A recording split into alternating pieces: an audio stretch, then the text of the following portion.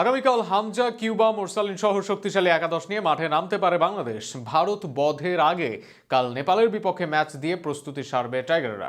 এই ম্যাচকে সামনে রেখে আগে দেশে এসেছেন হামজা। বেঞ্চ থেকে শুরু করতে পারেন সমিত, তবে অভিষেক হতে পারে কিউবার। আরও বিস্তারিত থাকছে প্রতিবেদনে।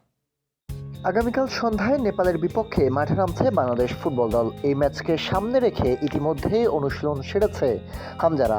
সেক্ষেত্রে ফাহমিদুল না থাকলেও বেশ শক্তিশালী একাদশ নিয়ে মাঠে নামতে পারে বাংলাদেশ। সেক্ষেত্রে কোচ ক্যাবরেরার যদি সুবুদ্ধি হয়, তাহলে হয়তো সাদ উদ্দিনকে একাদশের বাহিরে রাখবেন তিনি। এমনটি হলে জায়ান আহমেদ আর তাজ উদ্দিনকে দেখা যেতে পারে দুই ব্যাকে, আর সেন্টার ব্যাকে তারেক কাজী আর তপু বর্মনকেই দেখা যাবে। মিডফিল্ডে দেরিতে দেশে আসায় অনিশ্চিত সমিত সোম, তাই হামজা চৌধুরী আর কিউবা মিচিলের একাদশে থাকা অনেকটাই নিশ্চিত। এছাড়া দুর্দান্ত ফর্মে থাকা মোরসালিনকে দেখা যেতে পারে নম্বর 10 ভূমিকায়।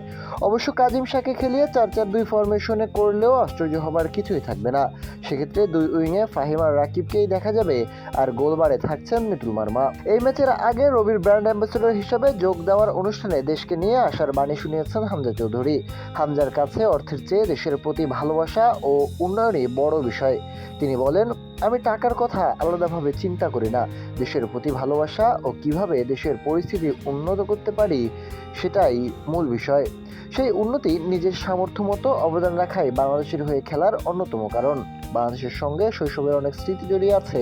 এখানে আসাটা উপভোগ করি, বিশেষ করে তরুণ প্রজন্মকে ফুটবল খেলতে অনুপ্রাণিত করতে।